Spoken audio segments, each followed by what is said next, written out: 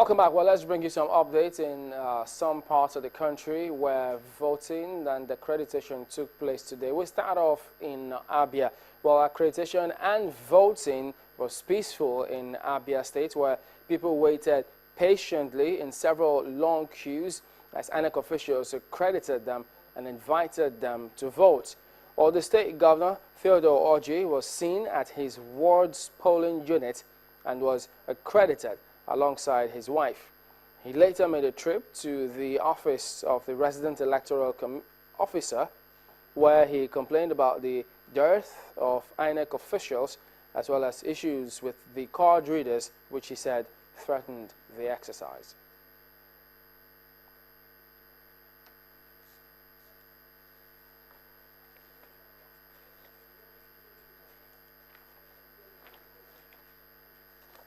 Well, let's go on to Anambra State, where there were several polling centers without INEC officials in Anambra State.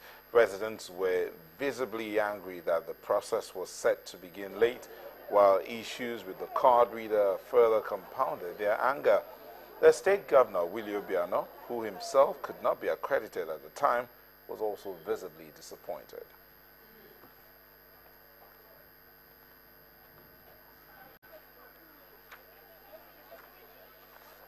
Well, let's continue beaming our searchlights on what transpired across the country. Well, Austin Okonapan joins us now. He was in the fields today to watch for us what happened today. You were in Alimosho. What area exactly and what happened?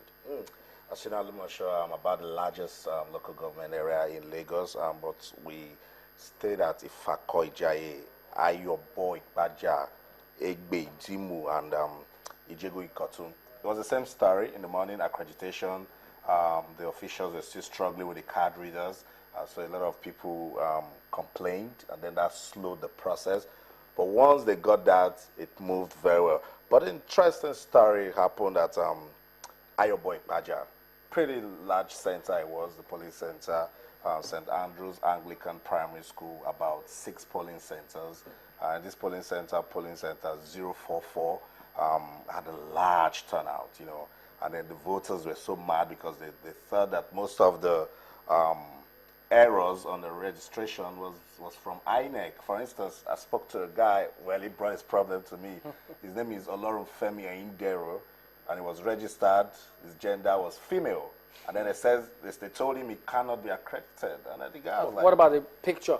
The picture is his face. But the lady told him that it's saying you're not male, it's saying female, you know, and he couldn't just understand it. And then that's just, you know, those are just slight errors that we thought probably INEC would just, you know, educate the officials to say, just overlook these. So the guy was really hurt, you know, and was really, really ready to make trouble. Still at that center. Did he succeed eventually? No, till I left, he wasn't allowed to because they said they need to clarify that. The man can, this is my face, this is my name. It's just the gender that says, instead of male, it says female. Okay, let's quickly get Malaki's comment on that. I mean, what should have happened in that case? It was his face? Well, without being a medical doctor, perhaps a vasectomy occurred, which is a change of gender. But I would think that could be easily resolved. I mean, if inadvertently somebody needed to tick the column for male and then did that for female, that could be explicable, particularly when you can match the faces with what you have on your own record. I think that we need not be too extraneous with Probably some of that's these. why the fingerprint, the biometrics would have also helped if the card reader was working in that area effectively. And again, that challenge should go back to INEC. In the whole training and exercises that you had, didn't you contemplate such issues, and what was it you had as a position in the event of such a Because he was I mean, that cannot be his own fault, because because what is it? You have a lot of things to feel, and if it is just about the gender that constituted the crisis, and INEC officials did not have any discretion regarding that, leading to the disenfranchisement, I think that is not good enough. And that the more of such incidences that we reduce, the more credible this election will be. If it is just for any other reason, which can be easily rectified, particularly when the person in question is before you, you could see that this has not changed from a male to a female, and that the faces physically matches with the records that you have. What I mean, you can just but Austin, I mean, was that the opinion of all the electoral officers who were present, or just one person decided, no, you can't vote because you can't be male and female at the same time? Yeah, of course, maybe the presiding officer wasn't around and the assistant doesn't want to get into some trouble. So she says, your registration is not complete. I agree it's your face, it's your name, but you're a man and it's registered here as a woman. So she told the guy, step aside, and when someone else comes around, they clear you, and then you go on to vote. But until we left, that guy was complaining because he wasn't allowed to. Still on that center, I told you it's a pretty large center. 045 was going well. 044 was really slow, and then the guys were running out of patience, and they also didn't have materials on the same center. And the guys there were saying, look at our neighbors doing so well. Why are we struggling? And then after accreditation, time to vote, the ballot boxes came.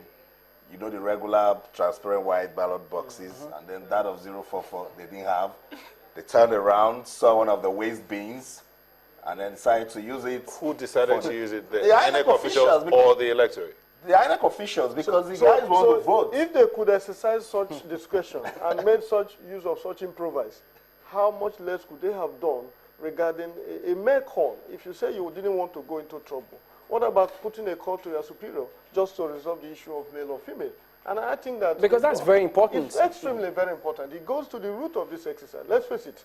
If the question of legitimacy of an election is predicated on the participatory nature of it, then these slightest opportunities that you have to exclude people from voting will constitute the real problems that we have. So INEC should sit back, watch some of these incidences.